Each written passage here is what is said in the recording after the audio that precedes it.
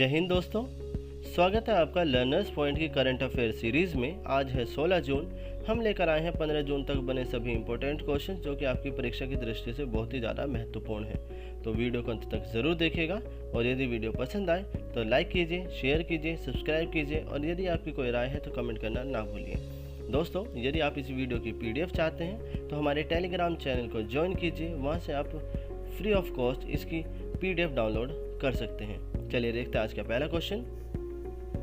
14 जून से किस राज्य में राजा प्रभा उत्सव मनाया जाने लगा है? तो दोस्तों, उस राज्य का नाम है ओडिशा। चलिए कुछ और फैक्ट जान लेते हैं कि यह पर्व क्यों मनाया जाता है। राजा पर्व को मिथुन संक्रांति के नाम से भी जाना जाता है। यह ओडिशा में नारित्व का जश्न मनाने का 3 दिवसीय त्योहार है। दोस्तों, त्योहार के दूसरे दिन मिथुन के सौर महीने की शुरुआत होती है जिस पर बारिश का मौसम शुरू होता है। ऐसा माना जाता है कि पहले 3 दिन में धरती माता को मासिक धर्म आता है और चौथे दिन को वसुमती स्नान या भूदेवी की औपचारिक स्नान कहा जाता है। ऐसा माना जाता है कि इस अवधि के दौरान धरती माता को मासिक धर्म होता है और मानसून आते ही भविष्य की कृषि गतिविधियों के लिए खुद की तैयार करते हैं। यह त्योहार केक के किस्मों पीठों का पर्याय है। दोस्तों, इस प्रकार ओडिशा पर्यटन विकास निगम OTDC ने भी पीठा ऑन व्हील्स नाम से एक विशेष कार्यक्रम शुरू किया है। दोस्तों, आपसे क्वेश्चन बन सकता है कि पीठा ऑन व्हील्स ये किसने शुरू किया? तो दोस्तों ध्यान रखिएगा, ओडिशा पर्यटन विकास निगम। दोस्तों, 3 दिनों के दौरान महिलाएं कोई भी काम नहीं करती हैं। चलिए कुछ और जान लेते हैं कि ओडिशा की जो राजधानी है दोस्तों वो भुवनेश्वर है। वहाँ की जो राज्यपाल हैं वो गणेशी लाल हैं और मुख्यमंत्री नवीन पटनायक जी हैं। वहाँ की जो लोकसभा सीटें हैं वो 21 हैं और राज्यसभा सीटें 10 हैं और दोस्तों विधानसभा सीटें 147 हैं। और वहाँ जो राष्ट्रीय उद्यान है तो वो भितरकनिका और सिमलीपल हैं। चलिए देखते हैं नेक्स्ट क्वेश्चन। नाटो उत्तरी अंटार्कटिक संधि संगठन के शासनाध्यक्षों की 31वीं औपचारिक बैठक 14 जून 2021 को कहां आयोजित की गई? तो दोस्तों, उस जगह का नाम है ब्रुसेल्स, बेल्जियम। देखिए कुछ और फैक्ट जान लेते हैं इसके बारे में। नाटो उत्तरी अटलांटिक संधि संगठन के शासनाध्यक्षों की 31वीं औपचारिक बैठक 14 जून 2021 को ब्रुसेल्स, बेल्जियम में आयोजित की गई थी। नाटो शिखर सम्मेलन 2021 को नाटो के ब्रुसेल्स शिखर सम्मेलन के रूप में भी करार किया जा रहा है। नाटो नेताओं ने प्रमुख मुद्दों पर चर्चा की, नाटो के भविष्य के बारे में निर्णय लिए और नाटो 2030 एजेंडा के अनुसार नाटो को अनुकूलित करने के लिए ठोस उपायों पर सहमति व्यक्त की। चर्चा के विषय में भू रणनीतिक वातावरण, उभरती प्रौद्योगिकियों, सामूहिक रक्षा, जलवायु परिवर्तन और सुरक्षा को बदलने में नाटो की भूमिका शामिल है। दोस्तों, मूल रूप से नाटो में 12 सदस्य थे जो अब बढ़कर 30 हो गए हैं। तो ध्यान रखिएगा कि नाटो के सदस्यों की संख्या कितनी है, तो वो अब 30 है। सबसे हालिया सदस्य राज्य उत्तर मैसेडोनिया है जिसे 27 मार्च 2020 को संगठन में जोड़ा गया है। दोस्तों, ये बहुत इंपॉर्टेंट क्वेश्चन है। आपसे पूछा जा सकता है कि हालिया में नाटो समूह में कौन सा राज्य का कौन सा देश सम्मिलित हुआ है? तो दोस्तों ध्यान रखिएगा, उत्तर मैसेडोनिया। चलिए नेक्स्ट क्वेश्चन। किस राज्य ने वंचित छात्रों की सहायता के लिए मुख्यमंत्री अनुप्रति कोचिंग योजना शुरू की है?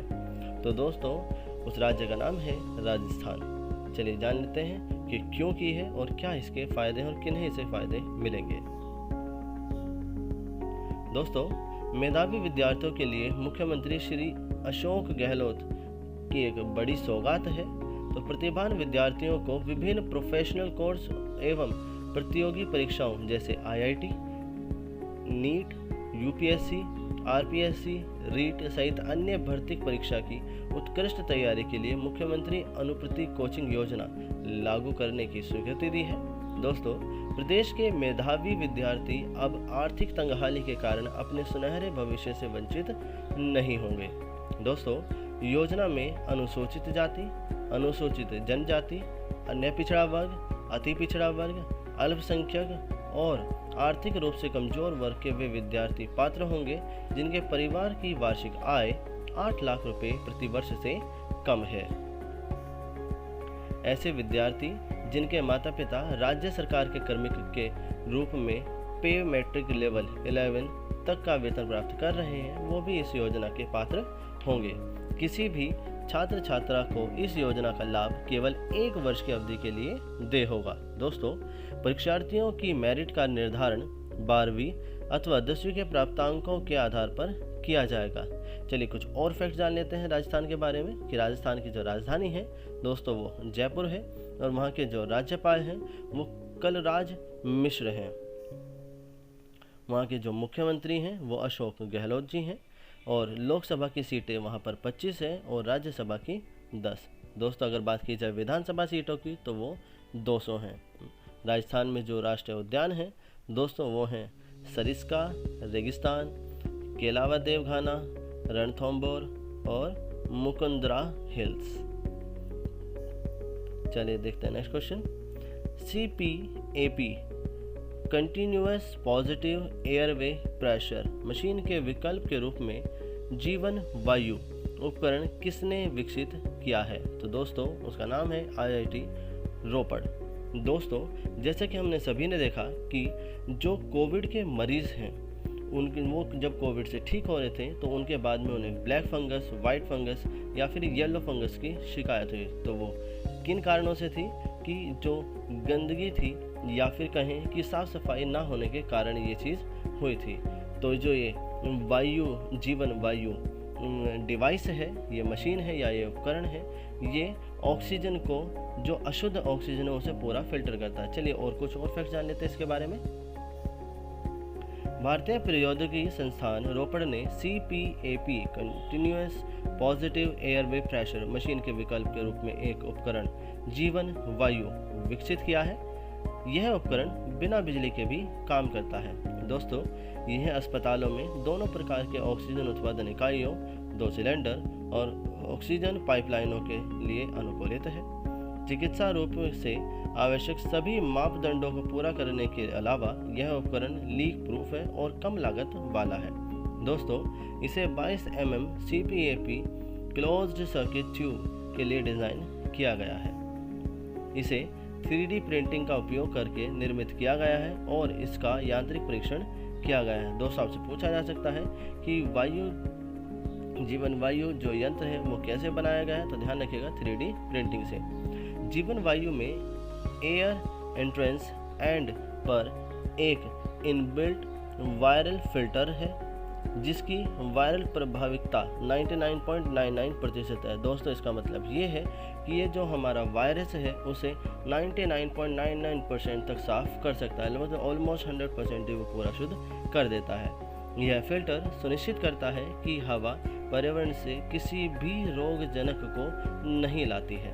यह उपकरण कोविड-19 महामारी के कारण विकसित किया गया था, जब बिजली की आपूर्ति उन लोगों के जीवन को बचाने के लिए एक प्रमुख चिंता का विषय है जो वेंटिलेटर और ऑक्सीजन सांद्रता जैसे चिकित्सा उपकरणों पर निर्भर हैं। चलिए देखते हैं नेक्स्ट क्वेश्चन। किस राज्य के मुख्यमंत्री ने मुख्यमंत्री किसान मित्र ऊर्जा योजना के मसौदे को मंजूरी दी है? तो दोस्तों, उस राज्य का नाम है राजस्थान। जी हाँ, देखते हैं इस जो ये मुख्यमंत्री किसान मित्र ऊर्जा योजना है इसके अंतर्गत क्या है।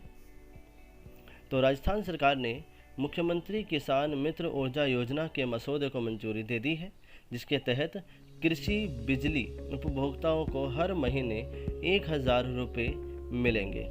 इस योजना के तहत राज्य सरकार द्वारा मीटर कृषि उपभोक्ताओं को बिजली बिलों पर प्रति माह 1000 रुपये और अधिकतम 12,000 रुपये प्रति वर्ष दिया जाएगा। दोस्तों, ये सिर्फ उन्हीं के लिए है जिन किसानों ने मीटर लिए हुए हैं। जिनका बिल आएगा उनके जो भी बिल है, हालांकि किसानों को पहले ही सस्ती दरों पर बिजली उपलब्ध कराई जाती है, लेकिन राजस्थान सरकार ने जो भी बिल आएगा उसमें 1000 रुपये की और छूट करने का वादा किया है प्रति माह, और एक साल में लगभग 12,000 रुपये की छूट मिलेगी। लेकिन ये सिर्फ उन्हीं के लिए है जो किसानों ने मीटर लिया हुआ है। केंद्र और राज्य सरकार के कर्मचारी और अन्य आयकरदाता सब्सिडी के लिए पात्र नहीं होंगे। मतलब दोस्तों, जिनका पहला बिल रुका हुआ है ये उनके लिए अप्लाई नहीं है। जिनका पूरा बकाया है, मतलब जिन्होंने पूरा पे कर रखा है, उनके लिए यहाँ से ये अप्लाई होगा। इस योजना का लाभ मीटर्ड कृषि उपभोक्ताओं को मिलेगा। योजना का लाभ मई 2021 से मिलना शुरू होगा। इस योजना के कारण प्रतिवर्ष 1450 करोड़ रुपए वहन करेगी गहलोत सरकार। चलिए देखते हैं नेक्स्ट क्वेश्चन। किस बैंक ने घर घर राशन कार्यक्रम शुरू करने की घोषणा की है? जी हाँ दोस्तों, राज्य सरकार, केंद्र सरकार तो बहुत सारी जो ये कार्यक्रम है उनकी घोषणा करती रहती है और करती भी है, लेकिन ये पहली बार है कि किसी बैंक ने जो है इस तरह का कोई प्रोग्राम स्टार्ट किया है। तो दोस्तों ये बहुत ही सराहनीय काम है। और देखिए इसका जो आंसर है वो है IDFC फर्स्ट बैंक। चलिए देखते हैं क्या इसमें हो रहा है। IDFC फर्स्ट बैंक ने अपने कम आय वाले ग्राहकों के लिए एक कर्मचारी वित्त पोषित कार्यक्रम घर घर राशन कार्यक्रम शुरू करने की घोषणा की है, जिनकी आजीविका कोविड-19 से प्रभावित हुई है। जी हाँ दोस्तों, ये उनके लिए है जिनका IDFC फर्स्ट बैंक में खाता है और जिनके जो हालात हैं वो कोविड-19 के कारण कुछ स्थिति गंभीर है।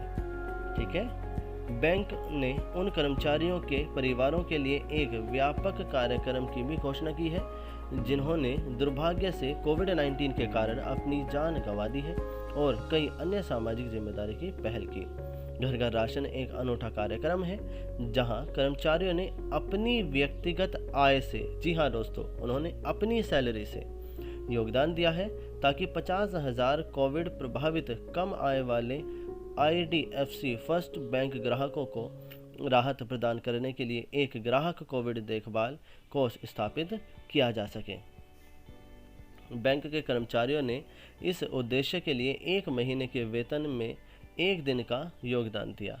दोस्तों, कर्मचारी राशन किट खरीद रहे हैं जिसमें 10 किलो चावल या फिर आटा, 2 किलो दाल मसूर की, 1 किलो चीनी और नमक, 1 किलो खाना पकाने का तेल, मिश्रित मसालों के 5 पैकेट, चाय और बिस्कुट और अन्य जरूरी चीज़ें करीब 1 महीने तक एक छोटे परिवार को सहारा देने के लिए ज़रूरी हैं, जो है दी जाएंगी।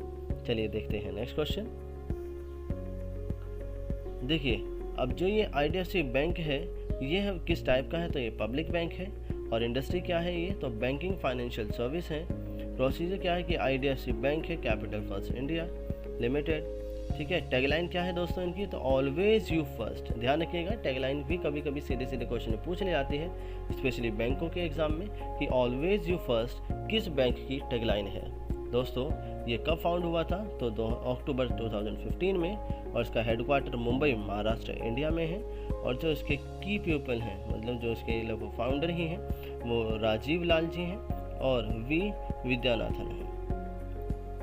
चलिए नेक्स्ट क्वेश्चन।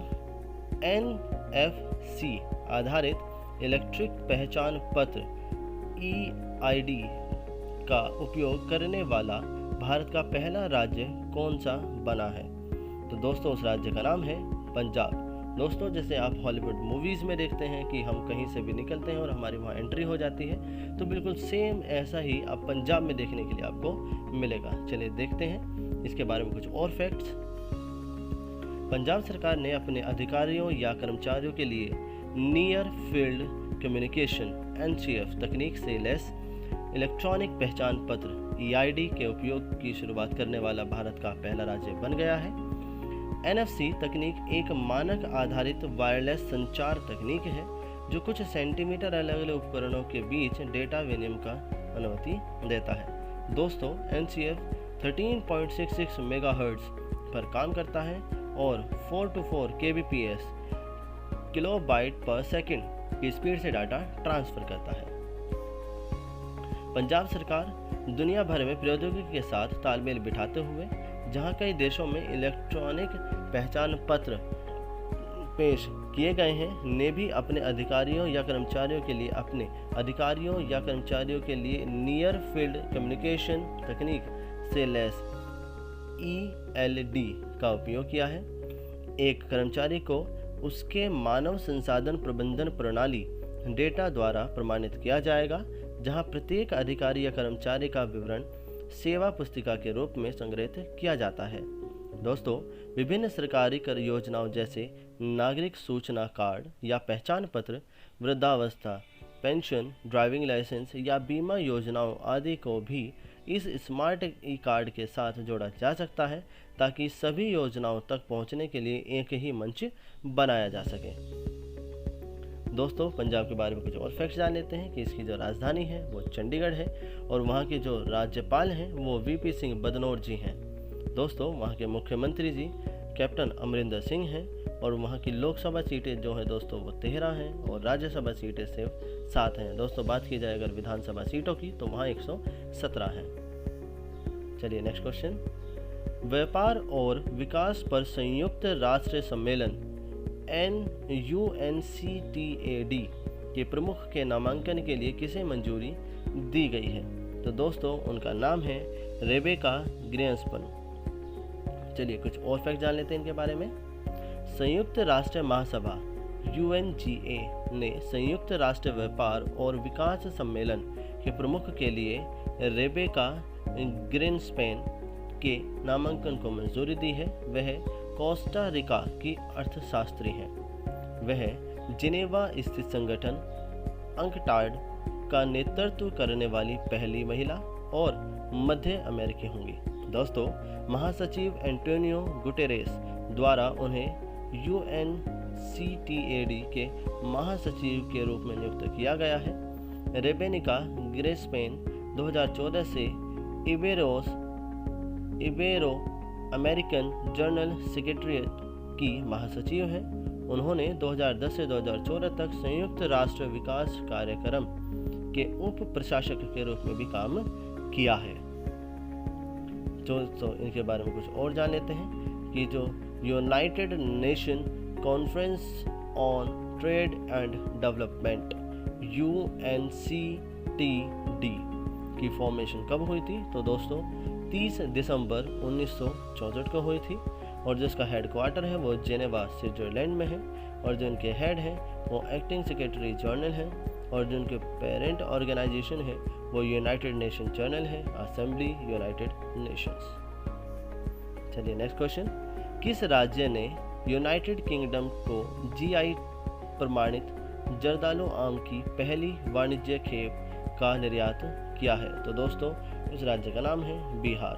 और दोस्तों, अगर आपको याद हो तो अभी कुछ ही दिन पहले बिहार की ही शाही लीची को भी GI टैग मिला था। चलिए इसके बारे में कुछ और फैक्ट जान लेते हैं। बिहार ने भागलपुर से यूनाइटेड किंगडम को GI प्रमाणित जर्दालू आम की पहली वाणिज्यिक खेप को निर्यात किया है। दोस्तों, भागलपुर जिले के जर्दालू आम को वर्ष 2018 में GI प्रमाणन दिया गया था। ये ध्यान रखिएगा दोस्तों कि जर्दालू आम को कब GI टैग मिला था, तो वो मिला था 2018 में। कृषि और प्रसंस्कृत खाद्य उत्पाद निर्यातक विकास प्राधिकरण अपेडा, दोस्तों ध्यान रखिएगा अपेडा की फुल फॉर्म भी आपसे पूछ ली जाती है, ने बिहार सरकार, भारतीय उच्चायोग और इन्वेस्टा इंडिया के सहयोग से जर्दालू आम का निर्यात किया है। तो दोस्तों, आपसे पूछा जा सकता है कि जर्दालू आम जो है उसका निर्यात किसने किया? तो ध्यान रखिएगा अपेडा ने किया है। लखनऊ के अपेडा पैक हाउस में आमों को पैक कर उच्चारित किया गया।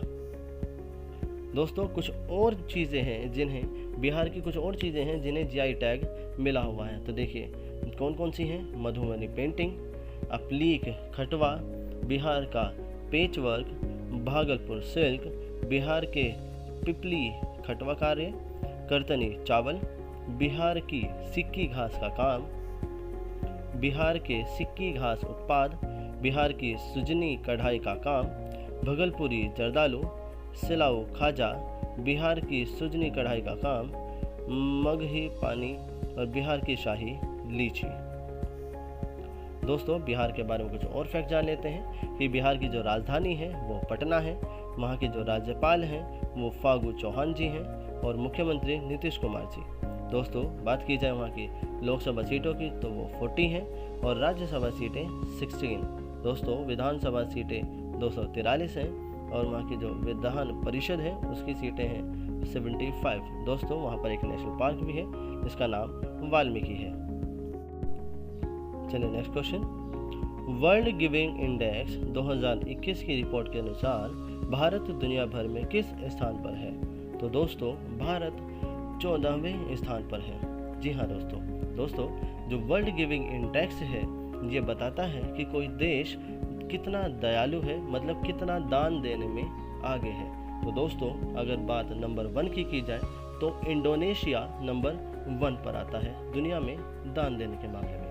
चलिए कुछ और फैक्ट्स जान लेते हैं। WGI एक वैश्विक सर्वेक्षण है। 2009 के बाद से इसने 1.6 मिलियन से अधिक लोगों का साक्षात्कार लिया है। दोस्तों यह 3 प्रश्न पूछकर सर्वेक्षण करता है। क्या क्या? तो क्या उन्होंने हाल ही के महीनों में किसी अजनबी की मदद की, पैसे दिए या अच्छे कारण के लिए स्वेच्छा से काम किया। दोस्तों रिपोर्ट के अनुसार भारत दुनिया भर में शीर्ष 20 सबसे उदार देशों में शामिल है और हमने बताया ही कि भारत 14वें स्थान पर है। दोस्तों भारत की रैंक पहले के 10 साल की वैश्विक स्तर रैंक 82 से बेहतर हुई है। मतलब दोस्तों अब से 10 साल पहले भारत दान देने के मामले में 82वें स्थान पर था।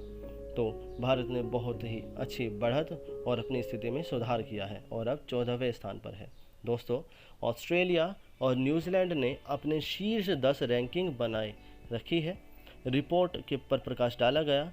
दुनिया भर के समुदाय कोविड-19 महामारी के दौरान साथी नागरिकों की मदद करने के लिए जुटे हैं। इसके परिणाम स्वरूप 2009 के बाद से सबसे अधिक अजनबियों की मदद की गई है।